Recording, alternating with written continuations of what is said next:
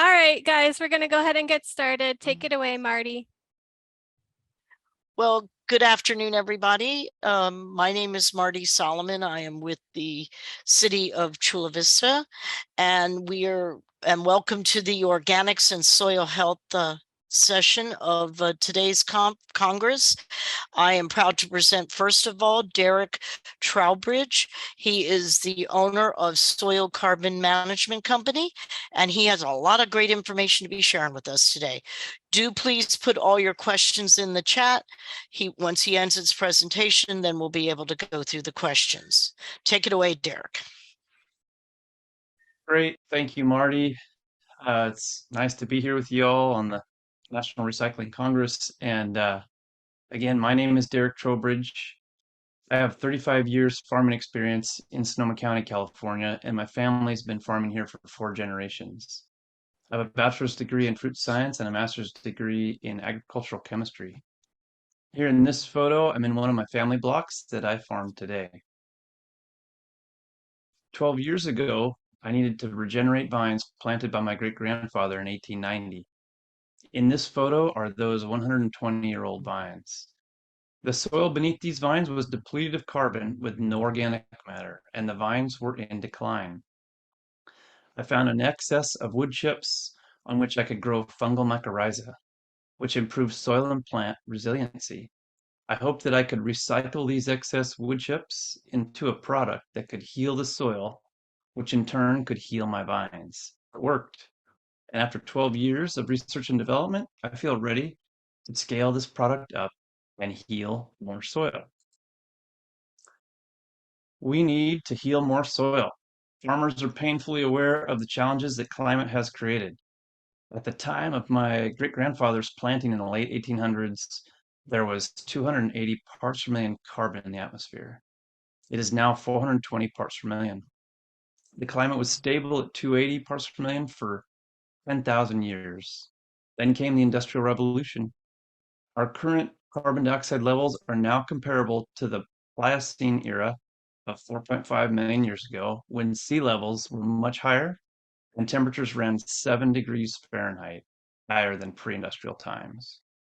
We currently find ourselves in the ironic position where there's too much carbon in the air and not enough carbon in the soil. In Sonoma County, California, we have the added problem of underutilized biomass from wood chip remnants. Mixing with green waste keeps it from the landfill, but increases the handling of that stream flow. Wouldn't it be better to eliminate it from the busy flow of transfer stations like this one?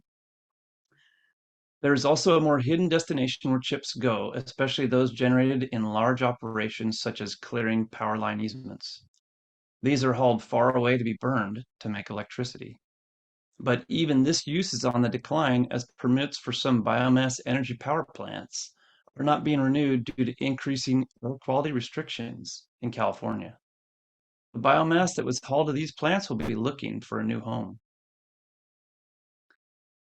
These two problems have one solution: eventually return it to the soil, where it improves soil and plant health, which helps growers. It also pulls carbon out of the atmosphere, putting it back in the soil. Is this an unrealistic expectation, you ask? According to the Paris Climate Accord, a 0.4% increase in soil organic carbon can negate the net increase of carbon dioxide in the atmosphere coming from human activity in a year. Important benefits of this transition are more resilient soils, providing for more resilient plants.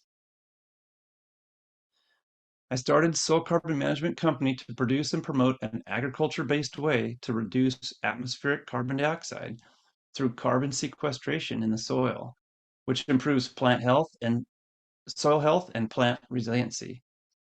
We are a benefit corporation. Our product is Primordial Biome, and its sales will drive company growth while we develop our carbon offset side of the business. We currently have product on 11 different sites with different soils and different crops. Pictured here is one of these sites, an 80-year-old family planting with Primordial Biome at the base. Part of our business model includes exploring the quantification of carbon added to the soil after application of primordial biome, which after validation could then potentially be offered for sale as the carbon offset market continues to develop. Validation is the current impediment for this activity, so farm size needs to be quite large to make it economical. But we see the potential for this to become a new revenue source in the future. Companies like Patagonia and Microsoft are currently buying carbon offsets, and last year, several large farms in the Midwest were paid for this service.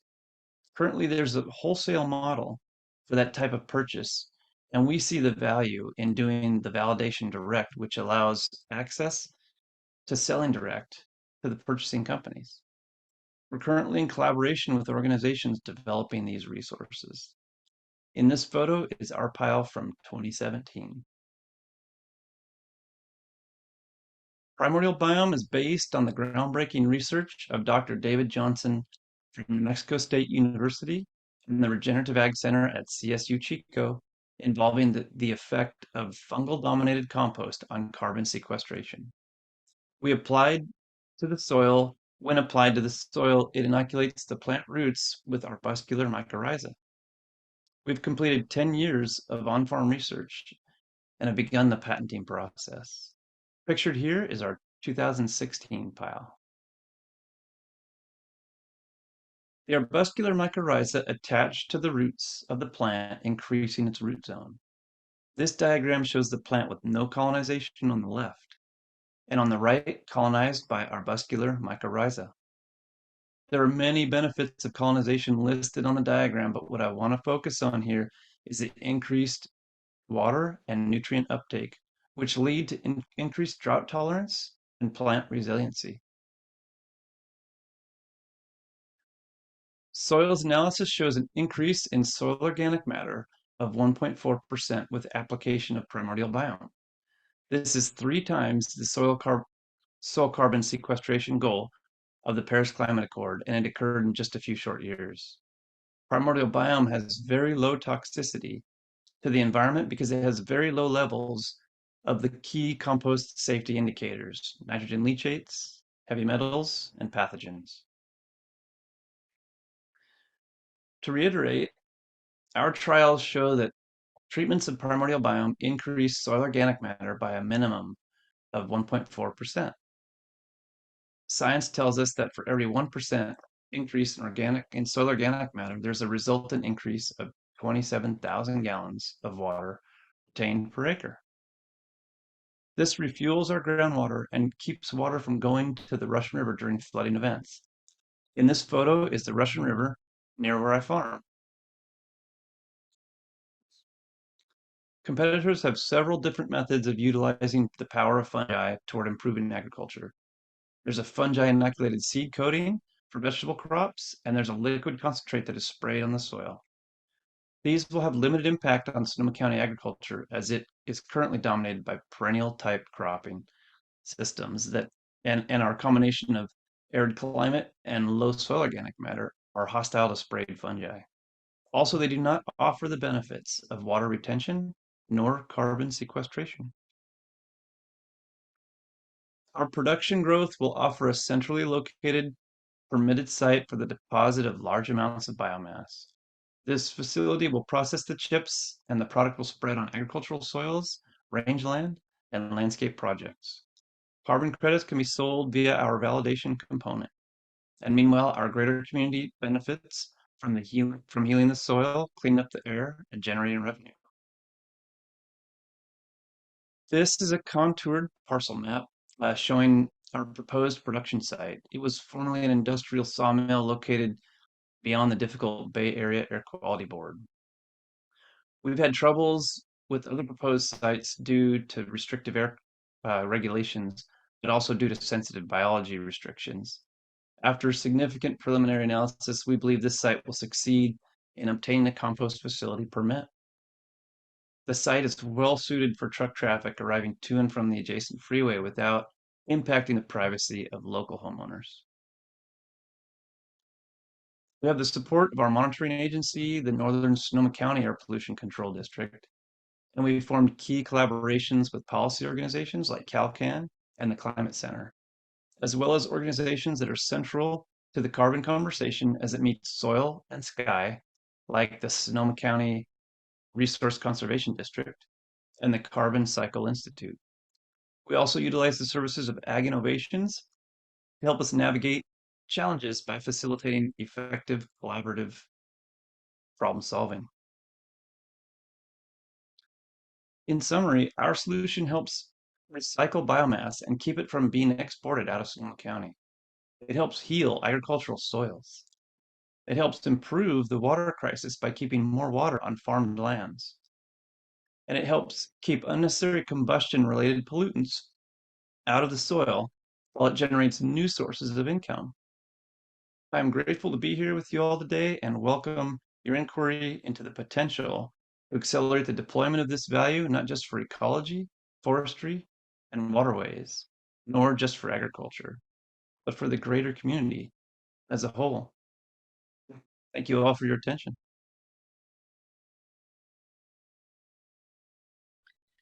Thank you very much, Derek. Does anybody have any questions? If so, please feel free to put them in the chat.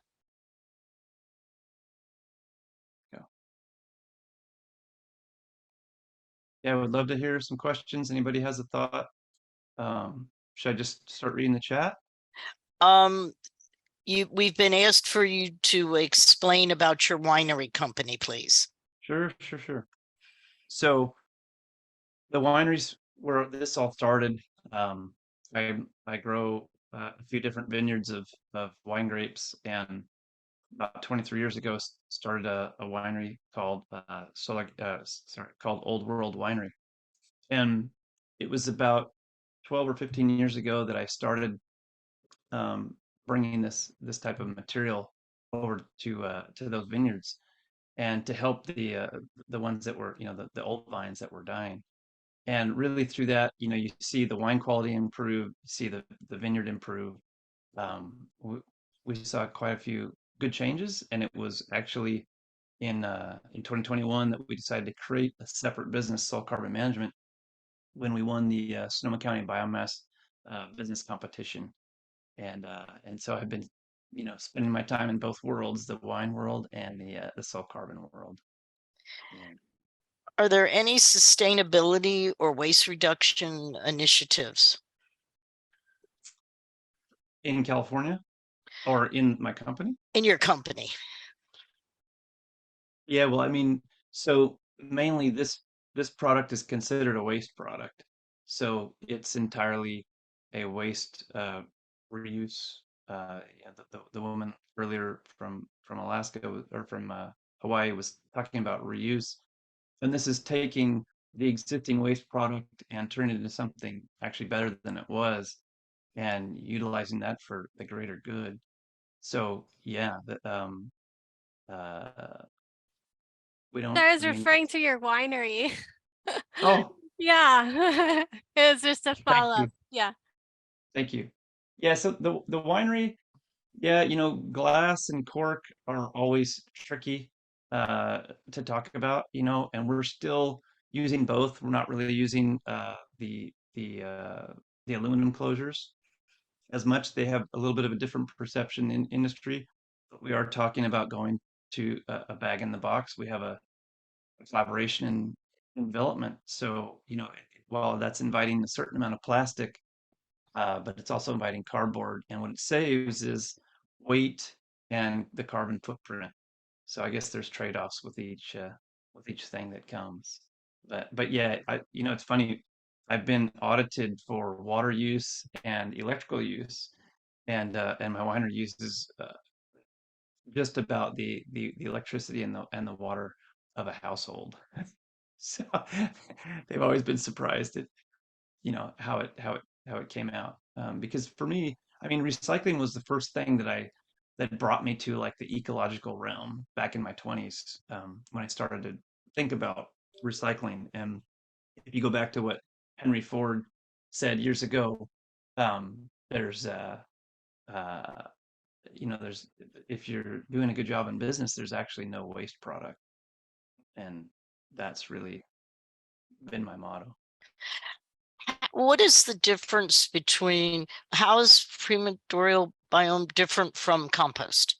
Is another question from Mia. Yeah, that's great. So primordial biome is um, it is a composted product. This is we call it a mulch, but a mulch a mulch brings many different meanings to each person compared to what they've seen. And all the word mulch means is a product with large pieces. And typically, if you go buy it somewhere, it's not going to have anything composted in it. It's probably going to be screened from the composting process, and it's sort of the waste product, if you will.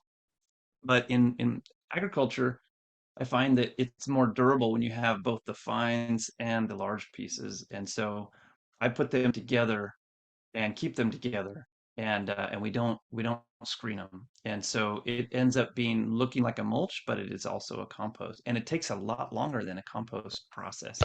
So compost facilities typically like to get that material out like after about 3 months, and we're 1 year minimum. Our product sits on the real estate on the soil for at least a year. Current pile I have now is 2 years old, and that's a little trickier for the business model. But it does allow, I see another thought in there about the fungi. It's the only way to get the fungi to come. It's a long and slow process, and it's also static. So we don't bring any machinery to this process or use any diesel in turning the pile. We inoculate it and let it sit. And I see here in this one question. Oh yeah, go Cynthia ahead. Van Hold would like to know, who did you receive your product from, and what is the percentage of contamination? Got it. So our feedstock. Yes, our feedstocks come from arborists, tree companies, many different ones actually. And the contamination I don't actually remember the number from our samples sent to the lab, but they don't really discover any there. I guess it's closer to zero. But visually, what I see are a few different plastic, drink jugs from the workers themselves, but extremely low contamination. This isn't a product that ever mixed with green waste and has other things in it. It's just purely what the guys were, the branches the guys cut that morning and shipped into the truck, they deliver to our place. So it's super fresh and without usually any trash other than what the workers themselves utilized at lunch. And Anthony's posed a question. He's interested in fungal dominant compost and inoculated mulch. If you had to ballpark it, how much is better? Is the product 5 times, 10 times, 100 times? And he says, if you look into your magic crystal ball, will there be a major bifurcation in the compost industry with all green waste going towards static pile fungal dominant Yeah, compost? That's a mouthful. Sorry. yeah, yeah, no worries. That's such a great question. Thanks, Anthony. Yeah, so, I mean, really, if you look at the work of Dr. David Johnson, there's really no comparison. If we want to bring this conversation over to the climate, then fungi are the keystone species. They're the kingpin of the situation. If we just have bacterial dominated compost, which all compost is coming from a typical compost facility because it's what we call turned pile. But there's many compost facilities in the United States, not a majority by any means. It's still quite a small minority in the whole compost community, but that are doing aerated static pile, and that's a bigger investment initially for most places to do it with green waste and those kind of things. And there's one here in Napa County, California, nearby, and that product is pretty good. I've only seen a little bit of it, but it's still because the times are a lot less. So they don't want to site that material for very long. So it doesn't get these massive like 2 foot round tufts of fungi that we get in our pile. So I would say, you know, 50 to 100 times better. Um, a static pile that's sited beyond even 6 months. Up to 6 months might be the minimum. Most compost is going out in 3 months, and we're 1 to 2 years. Yeah. Are there any additional questions for Derek?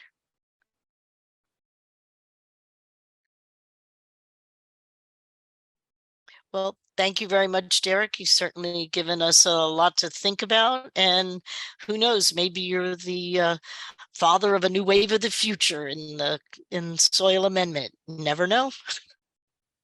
Thank you. Yeah. Thanks for having me. All right, it is now my pleasure to introduce the Executive Director of Zero Footprint, Anthony Meant. He is also an award-winning chef and restaurateur, and he is the co-founder of Zero Footprint. Take it away, Anthony. Thank you. Cool, thanks, Marty, and thanks to NRC. So first of all, I just want to say, like, as a chef and climate activist or whatever, I definitely did not think years ago that I would be like very, very focused on soil and compost. But at this point, I basically am. And so I want to start super big and just say, the reason for that part of is that regenerative agriculture, Derek sort of touched on this, is one of the primary climate solutions. So this is a chart from Project Drawdown, just to kind of level set, and it shows not really the sources of emissions, which is how a lot of climate work is kind of usually pitched. This is the opportunity in each sector. So, the sectors here, food and ag and land, and then carbon sinks, basically the biggest opportunities, together the biggest. And so, hold that in your mind. And then also just kind of the work of Drawdown is amazing because it sort of does like cost benefit analysis for each solution. So is it whether food waste, refrigerant management, educating girls, solar panels, they kind of analyze plausible adoption rate at the societal level, and then sort of like the costs and the benefits and the savings to society and all these things. And so first of all, what's incredibly optimistic is that Drawdown research shows that society can basically solve the entire climate crisis. Temperatures can start going down. To accomplish all that work would cost $29 trillion. So that, big number. That's also just 1% of GDP each year. And so just like to make it the very simple takeaway, if society could go from 0% to climate to just 1% for climate, that infinite increase in kind of internalizing some of those externalities, that would solve it. And so I think a lot of our work is kind of focused on that. And so where it intersects with compost, for me, looking in my crystal ball, I think 20 years from now, compost will be seen as the most important kind of recycling. There's so many benefits in terms of like climate, hydrology, nutrient density of ingredients and human health, flavor, and then resilience. And so just, keep that in mind as we're talking about some of the programs and how we operationalize these things. In California, we're seeing big opportunities because of legislation or regulations, SB 1383. And I think some folks on the previous panel touched on it, and that might inform, basically like the trajectory of compost and regulations around organic waste in many other states and around the world, maybe even.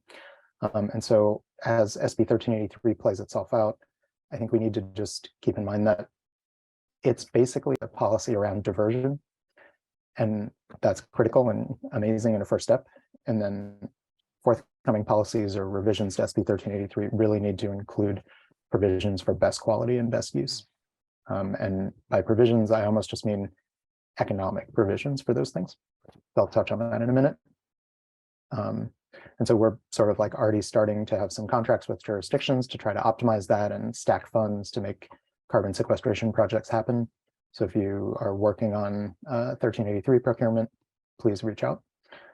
And then one method through which we generate funds for carbon sequestration projects is through the restaurant industry. My background is in restaurants. And so just keeping this in mind too, 1% from US restaurants would generate $8 billion a year for compost and compost markets. So our work is really focused on basically the next practice getting onto the next acre. So there's a little bit of confusion sometimes about regenerative ag, where it's sort of like, is this regenerative? Is that regenerative? How do you have this amazing producer who's been like, a great steward with 15 practices in place, or these Gabe Browns of the world? And then meanwhile, you've got like Pepsi, we're going to do 7 million acres of regenerative ag. Like, how does that add up? And so I think we're focused just on the next practice on the next acre and viewing regenerative as a spectrum of continual improvement. And so just to kind of put a visual to the concept, 1 acre of soil, the top 12 inches might be 4 million pounds of soil, based on the average bulk density. And that kind of jives with everybody's lived experience. You go to the garden store or something, pick up a bag of soil. And so, as Derek pointed out, the goal is kind of just increasing the organic matter. Each percent of organic matter helps the soil hold a lot more water, but that organic matter is itself 50 to 58% carbon.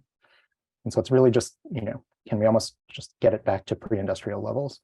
Can we farm with nature? And almost thinking of it like planting trees, but instead of a big tree 30 years later, you've got, many tons of soil microbes in each acre.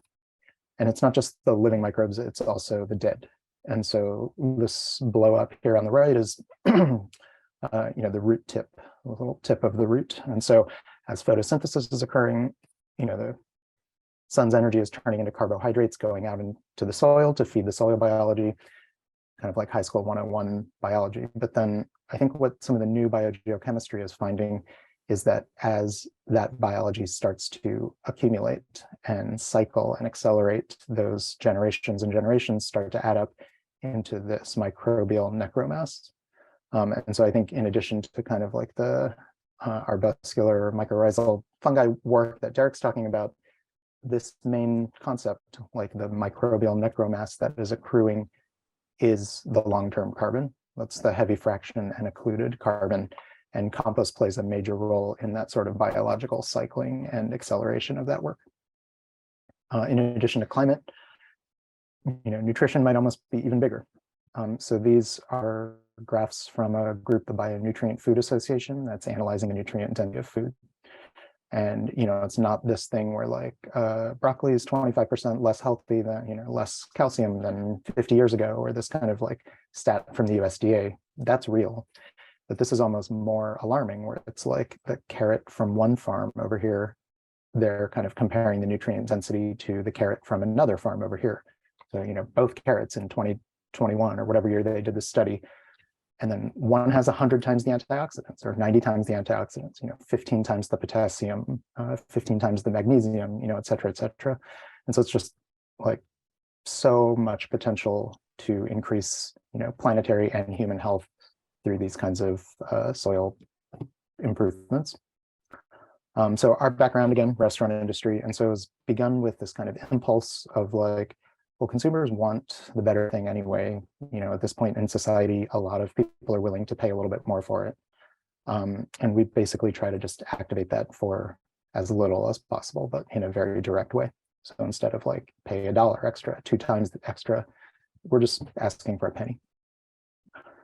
The framework that we're developing in collaboration with state agencies in California, like the Air Resources Board and Department of Food and Ag, and then also with the Colorado Department of Ag, and then local governments, is really modeled after work in the renewable energy industry called CCA.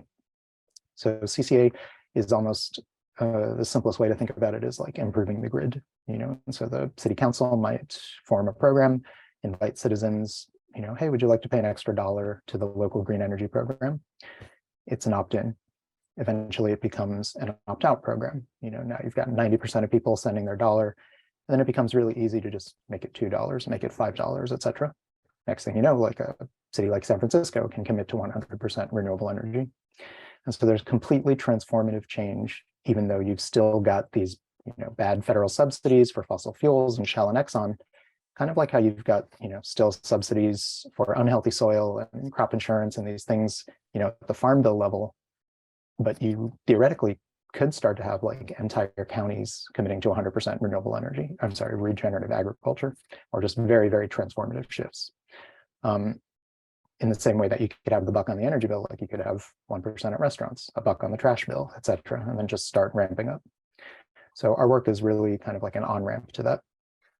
So this slide is 2 different functions. One is basically bringing money in from businesses, and then one is getting money out to farms and ranches. So Zero Footprint historically was working with chefs and restaurants kind of on going carbon neutral. And then we shifted through these state and local collaborations in 2019 to more of a circular economy, or really kind of a regenerative economy. Or you can even think of it as like a table to farm movement. And so just getting a couple cents from the business to fund compost application, cover crop planting, et cetera. And I think, I remember at one point, like a soil scientist was telling me, hey, do you realize like only 1% of acres in the US are organic after 50 years, right? And so for me, a lot of our work was in San Francisco. And so I was like very, very surprised to learn that. And so this program is almost like very much geared towards those other 99% of acres, or the 1% of acres that are organic, and really just viewing regenerative as a spectrum of continual improvement.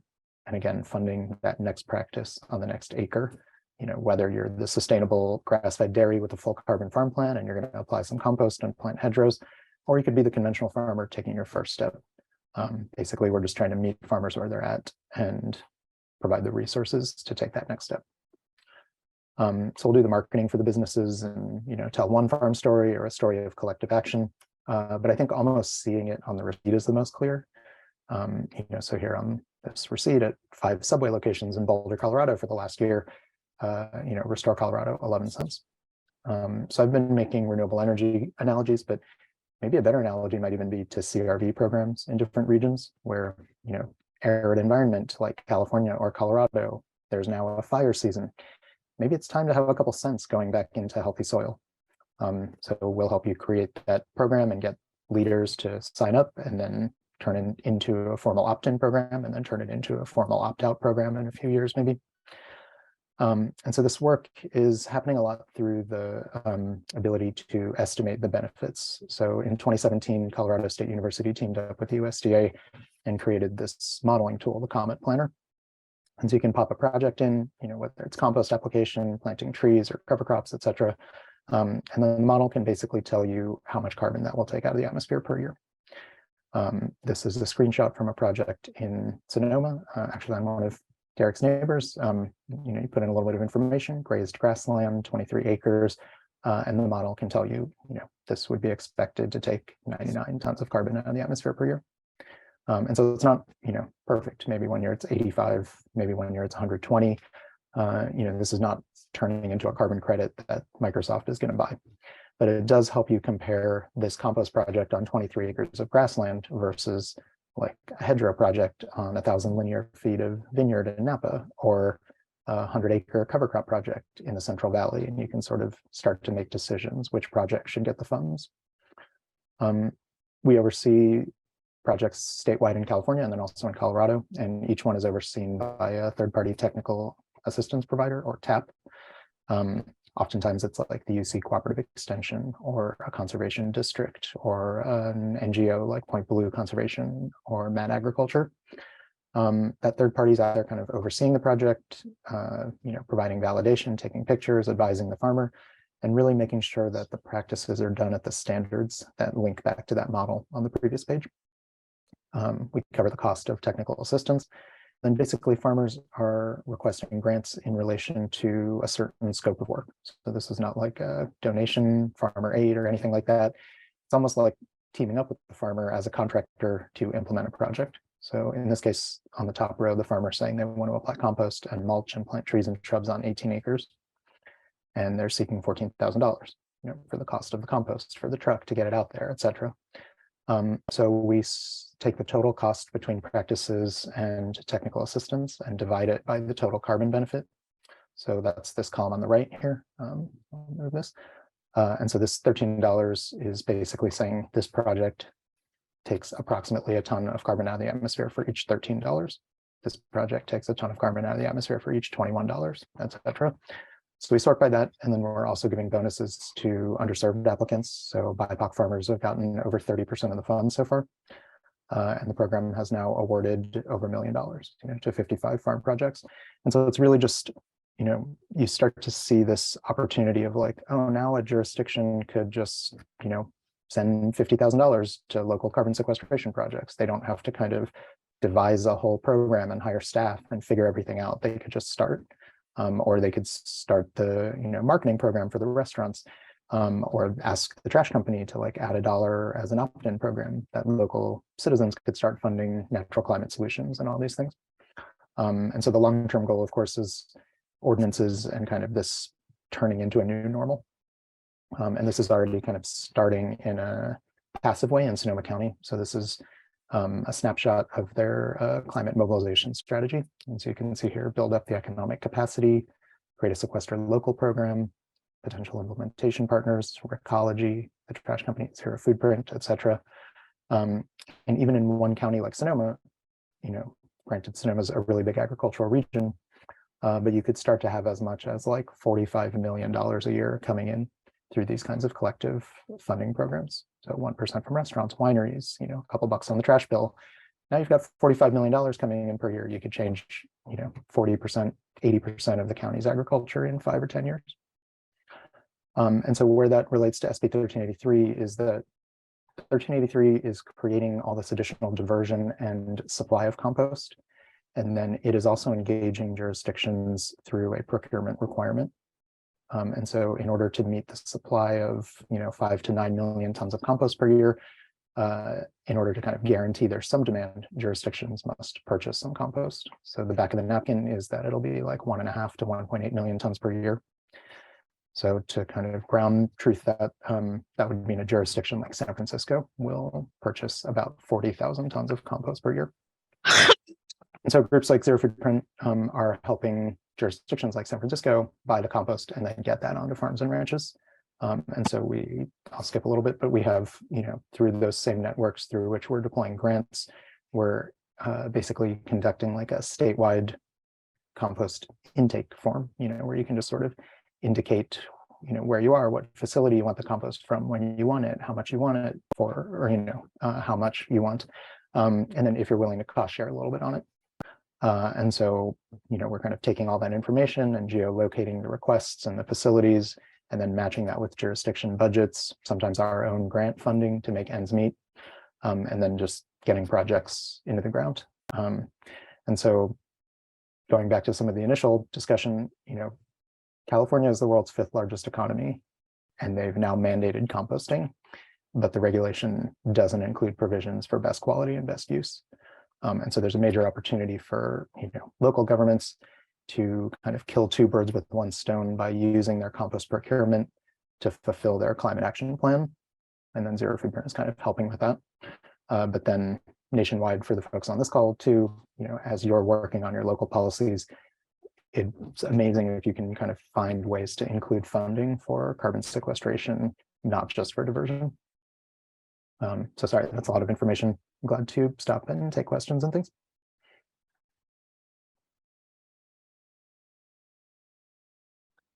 Are there any questions for Anthony?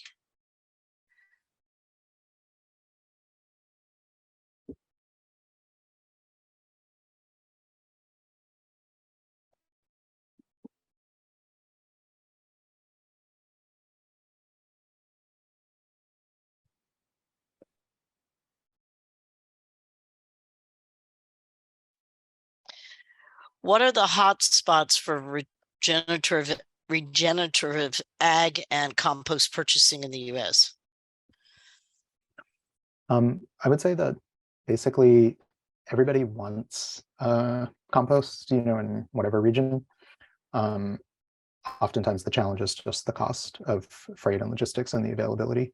And so California is, I would say, the furthest along in that regard. Like there's more compost available, there's more funding to help get it onto farms and ranches.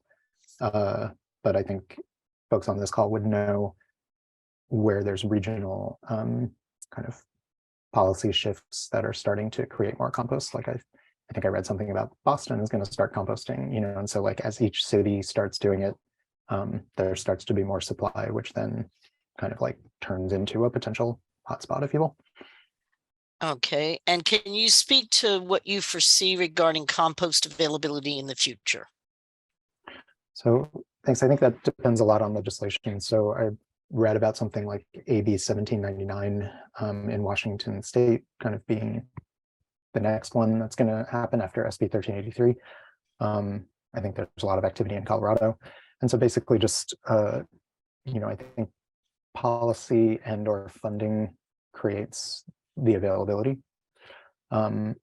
There's a movement, I think, like Cory Booker and a legislator in California, I forget, kind of put forth a nationwide kind of compost funding request or legislation, and I think it would create like $2 billion of funding for compost projects, 200 million a year for 10 years through these kind of nationwide grants. And so I forget if it's like officially passed or kind of part of other legislation.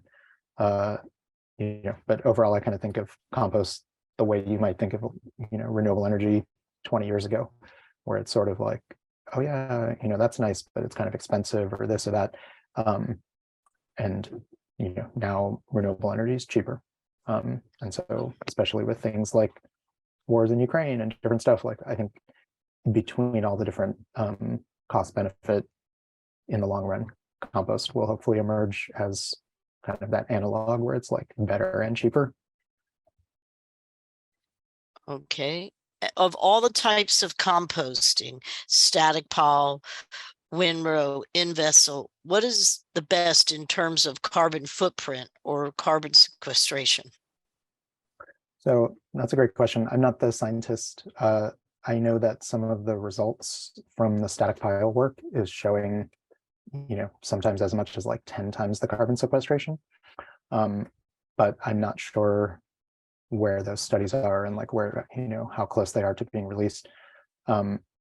Basically, what's tricky is that there's kind of like the plausibility of how to get the urban food waste composted and these things, but then the location of the facility, the location of the end use. And so as you start to consider all the different factors and trucking things around and the cost benefit, I think there's just going to be many different kinds of composting, like on-farm composting, local hubs, and many different things. So policy has a role to play, markets have a role to play, and science has a role to play. But I think compost is sort of nuanced. It would be hard to say like this one's always going to be better. Well, I imagine it would depend on, the situation, the use, and every climate's different. All soils are different. So that I would think would play a part in it as well. Yeah, and Derek may know more about that too, like this specifics of one versus another and the benefits. Yeah, thanks for that, Andy. Anthony, it's an interesting conversation. I think just you nailed the topic really. I mean, it compost in general. People ask me, when I don't have material enough for them, where should they get it? And at this point, I just say, anything, just get anything. I mean, we just need carbon back on the soils. I mean, 100 years of tillage has destroyed the soils, and there apparently we have 60 years of topsoil left. But the organic matter in the soil has been reduced to below 1% typically.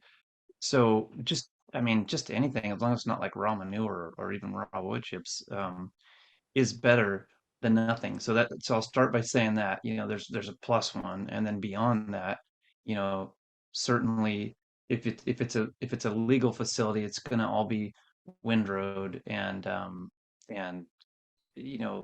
truthfully, a turned pile's not as valuable as um, a static pile. But in the end, the pile that makes the most sense is the pile that's closest to the farmer, and we just need more facilities. And I just want to honor you, Anthony, for all you're doing, because I think your company is amazing, and it always shocked me the amount of interest you get from restaurants, and how they funded the beginning of this thing, and it just never occurred to me in the past. And maybe you can speak to how difficult that was to get restaurants on board at the beginning, Oh, and well, how much better it is now. It's not better, it's probably worse. It's still impossible because COVID has kind of severely disrupted the industry, and it's a low margin industry to begin with. So, imagine at the moment, someone's like understaffed, in debt, losing money, and then the proposal is like, hey, I have an idea, why don't you, raise your prices and then give the money away? So that's crazy. On the other hand, you've got consumers who want the better thing, maybe we'll pay twice as much for organic or this or that. And then the ask is like, hey, there's an extra couple cents on this to fight climate change and build healthy soil in your own backyard. But you can opt out. Do you want to opt out? And then, of course, that response is like, no, of course not. What am I, a monster? Like, can I give more money? You know, this is so important. Who else is doing this? And so there's these two kind of like no-brainers playing out in the world, and many different chefs and operators are like, okay, I'm in.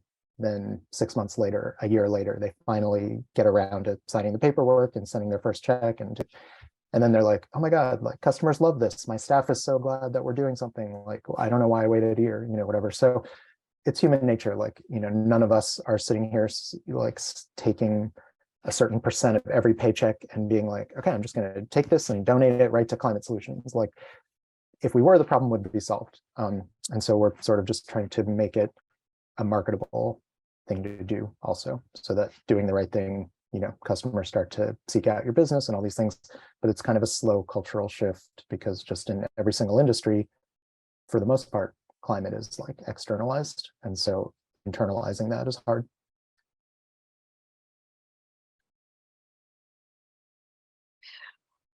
Can you speak to the quality of compost from sites that accept compostable serviceware versus compost sites that do not? Well, I'll say that that is like a major, like a whole field that I'm not qualified to dig into the details on. You know, you hear stories all the time of like the restaurant that's just using compostables and then they just throw it in the trash, and that's even worse than if they weren't. Or they're using the compostables and then the compost facility can't compost those because the composition of the facility, or, you know, the structure, the logistics. And so I really, you know, can't speak towards that. I know, I wish basically that there were more incentives to create agriculturally suitable compost in the long run. And if there, you know, if it was a commodified product with benefit as opposed to just a mode of waste management, I think there would start to be enough economic resources to finance the right facilities for the right composting. I'd love to add to what Anthony offered there. Again, you know, I have some pretty radical views on this these days, given what's actually happening in reality. I mean, certainly, you know, if something is called composting, you know, flatware, compostable, then, you know, it should survive the 30-day rule or something like that. Typically, they don't. They end up looking like plastic waste at the end. And I go back to, there was a, you know, a large composting facility here in Sonoma County that made you know, a mulch product that I was part of the original study on with it back in 2001. And it had an enormous amount of plastic waste in it. I mean, it was almost embarrassing to have this in our vineyard. And, you know, what's the answer for that? Make them pick it out? I don't really know. I mean, at some level, agriculture has been the zone uh, of experimentation with this, you know, post World War II, feed the world and better living through chemistry. And now, you know, we can see the results of that. Maybe now we might have to invite a little more trash occasionally on the compost that we can get, but just get that compost on the farm. And, you know, manures, perhaps even biosolids, you know, as long as they don't carry, you know, the chemicals that create the situation that's happening in Maine with PFAS.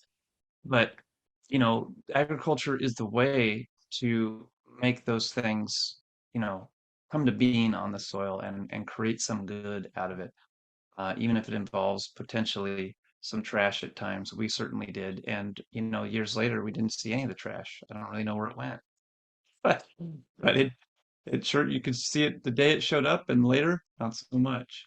So I'm a big fan of just get it on the land for now. Do your homework on the science with it. Make sure it's not contaminated.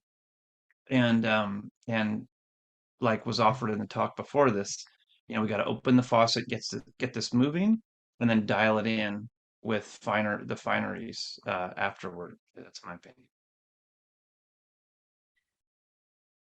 For Anthony, in your projects, do you test the soil in any way after compost application to see improvement?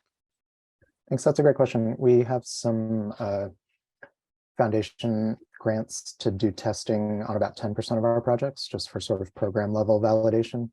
But what we find is typically our grants are like $25,000 or so. That's kind of a level that we established with a bunch of RCDs and stakeholders to be enough for economies of scale, but not too much so that like one project would crowd out all the others. And so if you're doing like a $25,000 project on 50 acres, whatever, to do all the soil testing on all those acres might be like $2,000 a year times 3 years, et cetera. And so at some point it starts to just eat away at your potential impact by so much that we made a conscious decision early on not to kind of like limit progress by testing and require all that. That said, like if a farmer wants to do baseline soil testing and then subsequent testing, and try to like monetize it on eventual carbon markets and all these things, that's all great and we applaud that, but we're not sort of requiring that for every project. Any other questions?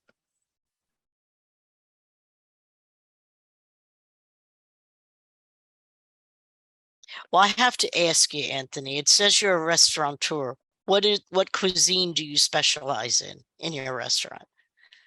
Well, actually, I started doing pop-ups in 2008 before that was even a term. Turner was kind of like coined the phrase based on what we were doing in San Francisco. And then it turned into a permanent pop-up called Mission Chinese Food, which you could characterize as probably like a party Chinese restaurant. The chef and business partner of that opened a location in New York that went on to win Restaurant of the Year in the New York Times in 2012, even though it was kind of like a kind of tied takeout window. And then later on, I went on to open a restaurant called The Perennial that was championing regenerative agriculture and kind of serving beef from carbon farming pilots with the Marin Carbon Project and serving sourdough bread made from this perennial grain kernza that's being developed in Kansas and Minnesota. And so really a pretty wide variety of cuisines.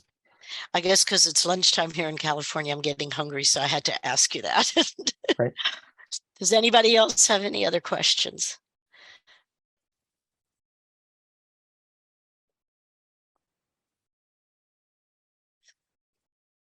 Okay, the next session is Party Track, which is outside of Zoom in a fun virtual networking platform called GatherTown. So the link has been put in the local chat to join everybody in GatherTown. And it's also in your program. You can just click on it from there. But I definitely want to thank Anthony and Derek for their time today. You definitely opened my eyes to a lot of the things that I wasn't aware of, and especially being in California, having to deal with SB 1383, you've kind of given me some, pardon the pun, but food for thought. Cool. Well, yeah, let's work together on local carbon sequestration around Chula Vista. Definitely. Thank you. Thanks for being here. Thanks. All right. Thank Good to you, see you, Derek. everybody. Thanks, Anthony. Bye, you guys. Bye. Bye-bye.